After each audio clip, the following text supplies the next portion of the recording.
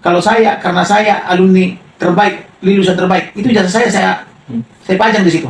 Alumni terbaik, angkatan saya terbaik, lulusan terbaik dari Fakultas Hukum UKI. Setiap orang datang ke sini bisa ambil itu. Karena memang saya lulusan terbaik.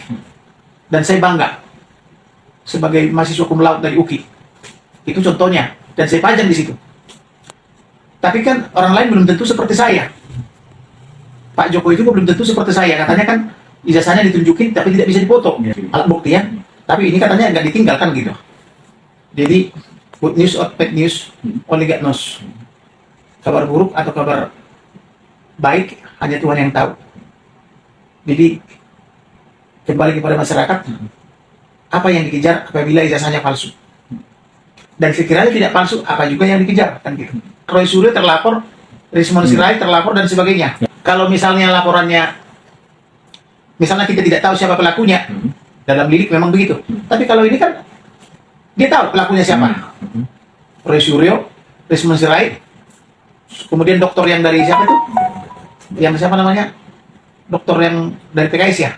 Tidak disebut. Jadi menurut saya itu biarlah dipikir dengan matang apakah laporan ini berguna apa tidak itu loh.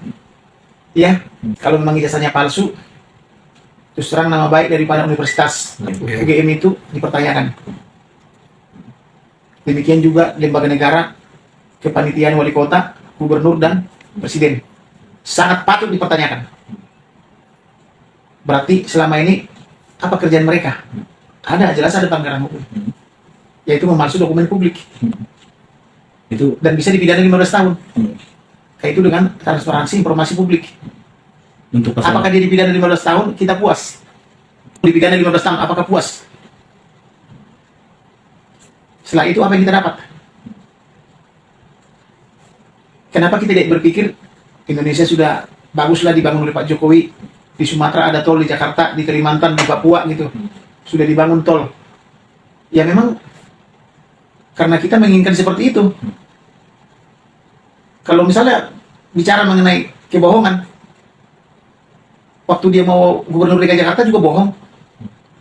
Mengatakan apa sih keluhan Jakarta? Susah napas, banjir dan macet kan gitu kan? Bisa mengatasi banjir dan macet. Kalau dia jadi gubernur DKI, kan itu dulu janjinya. Terus ada mobil SMK.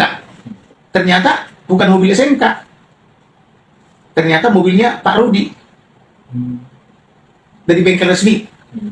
Tapi dibuat ini seolah-olah mobil SMK kan begitu kan? Nah kalian yang memilih dia.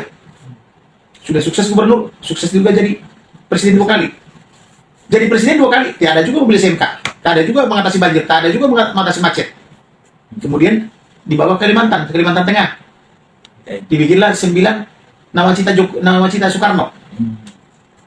Tahu-tahu berpindah ke Kalimantan Timur. Kalian juga pilih dia lagi. Tapi walaupun kalian ikut pemilu, saya kan walaupun tidak ikut pemilu, saya mengatakan, ya itu yang dipilih orang itu, ya itulah presiden kita. Itu presiden saya loh. Walaupun kalian yang milih. Terus terang saya nggak ikut milih tuh. Tapi yang dipilih kalian itu yang terbaik. Begitu loh, karena itu konsep pemilu. Mayoritas adalah suara rakyat kan gitu kan. Karena kalian memilih dan dia menang, ya itulah presiden kita.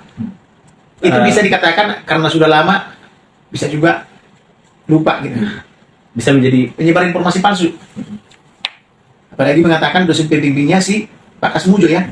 Tapi Pak Kasmujo tidak ada dalam apa namanya perkuliahan atau tapi skripsi bukan skripsi yang ditunjukkan, tapi tesis. Kapan dia sudah S2 ya? Kalau saya sih berpikirnya. Cuma kalau saya amat-amati ya. Kalau Roy CS masih jauh pembuktiannya untuk jadi terpidana. Ya, halo teman-teman, kembali bersama saya teman-teman di channel ini. Salam dan sampai jumpa. Terima kasih buat Anda yang sudah menonton video ini. Artinya di sini Anda juga ingin mengetahui berbagai informasi yang beredar di media sosial yang kasus-kasus baru viral saat-saat ini dan trending dan terus dibahas dan dipersoalkan. Ini terkait polemik tuduhan ijazah palsu Presiden ke-7 RI, Bapak Joko Widodo, dan tadi disampaikan oleh Bapak Komarudin Simanjuntak ya. Ini beliau ini siapa sih yang nggak kenal? Dan dulu waktu kasus Brigadir J, ya, kasus Ferdi Sambo kemarin ini keras juga beliau ini ya, luar biasa. Dan tentu memang teman-teman ini sudah lama ya soal polemik kasus ijazah Pak Jokowi. Tadi juga beliau mengatakan, Pak Komarudin mengatakan bahwa ijazah saya pajang, saya lulusan terbaik, saya cum laude, ya, artinya saya bangga, ya, saya senang, saya bangga. Jadi itu orang bisa ngambil bukan kertasnya, tapi di foto, di potret, gitu ya. Gak ada soal. Yang penting ya Pak Komarudinnya ya masih pegang ijazah tersebut. Dan lagian secara akal sehat yang bisa kita terima gitu ya, itu kan kebanggaan kita gitu loh. Itu kan suatu kebanggaan kita, teman-teman. Kita punya ijazah, apalagi cum laude gitu ya, apalagi cum laude. Bayangkan cum laude. Berapa tuh IPK-nya tuh? 380 atau berapa? Atau 4 nyampe 4 ya, atau 8 gitu ya. Tapi asal kalah, tapi cum laude itu kan sudah luar biasa sekali. Artinya memang lulusan terbaik dari banyak lulusan pada saat itu. Kan itu yang menjadi kebanggaan kita. Wah, saya bisa lulus dengan nilai cum laude. Kan siapa yang bisa begitu? Jarang-jarang loh teman-teman. Paling 5 per 1000 orang lah cum laude gitu ya.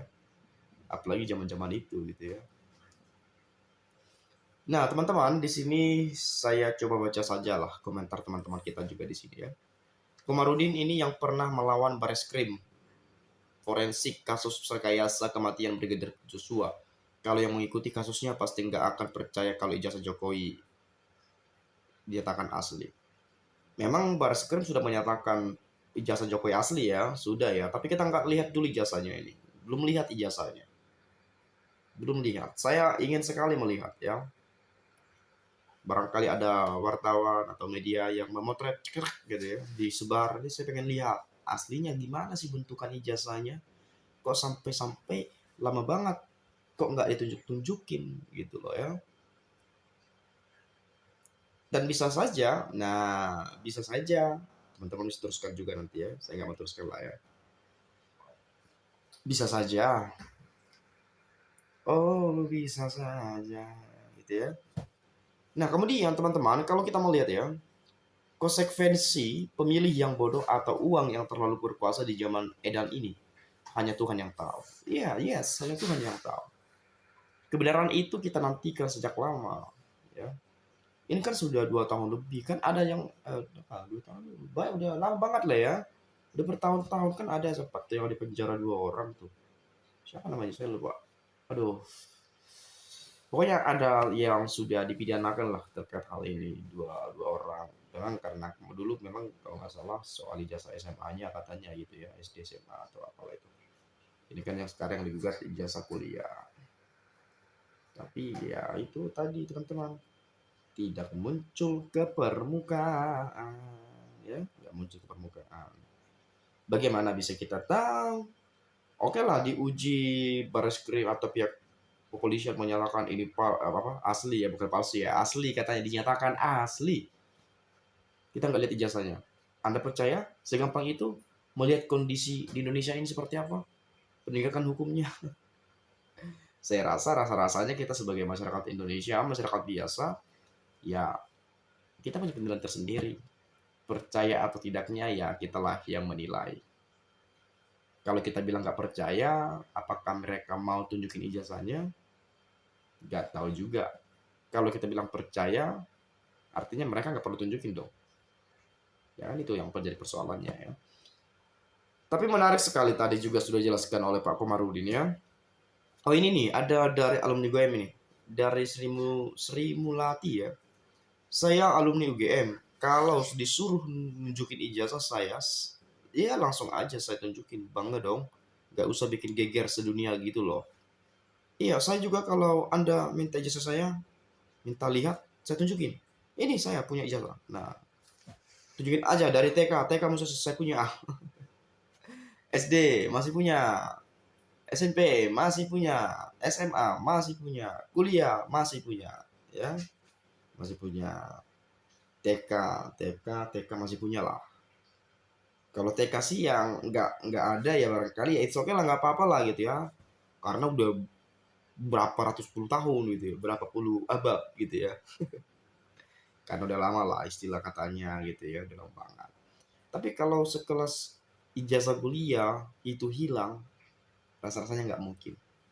Karena ini kita pakai teman-teman ya, untuk lamar kerja, untuk ngapain ke sana kemari. Terlepas kalau kita buka usaha gitu ya. Tapi kan mencalonkan sebagai presiden kan Pak Jokowi juga ya harus kasih ijazah dong ya sebagai syarat administratif ya. Oke lah. Mengapa UGM tidak bangga ada alumni jadi presiden? Kok selalu nutupi rekayasa ijazah? Nih, ingat dugaan ijazah Jokowi, ingat Rektor Pratikno. Semoga langgeng. Semuanya akan dimintai kepertanggungjawaban kelak di akhirat dan tak sebiji tiara pun terlewatkan. Semua perbuatannya dan dosa manusia akan ditampakkan di matanya ketika sakaratul maut. Pernyataan baris krim tentang ijazah Mulyono asli ternyata tidak bisa menghentikan polemik ijazah palsu karena keluar dari lembaga yang sudah tidak dipercaya rakyat.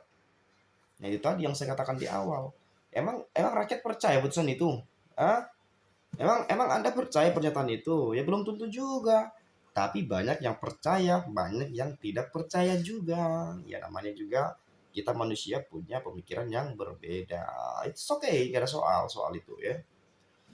Nah kemudian sepertinya sangat memalukan kalau menunjukin ijazah, apalagi demi kebaikan bersama, kecuali kalau nggak menginginkan kebaikan lain persoalan.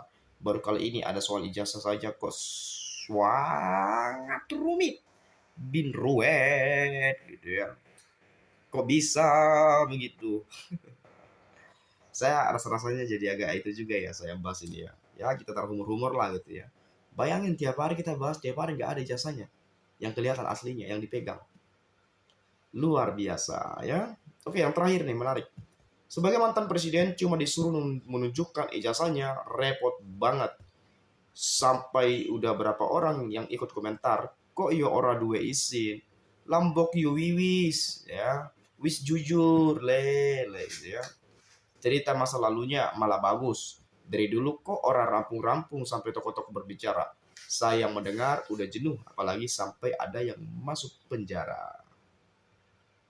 Mungkin itu sajalah dari saya. Terima kasih buat Anda, terima kasih juga buat Pak Komarudin tadi penjelasannya luar biasa ya. Itu saja, terima kasih, saya ucapkan salam dan sampai jumpa.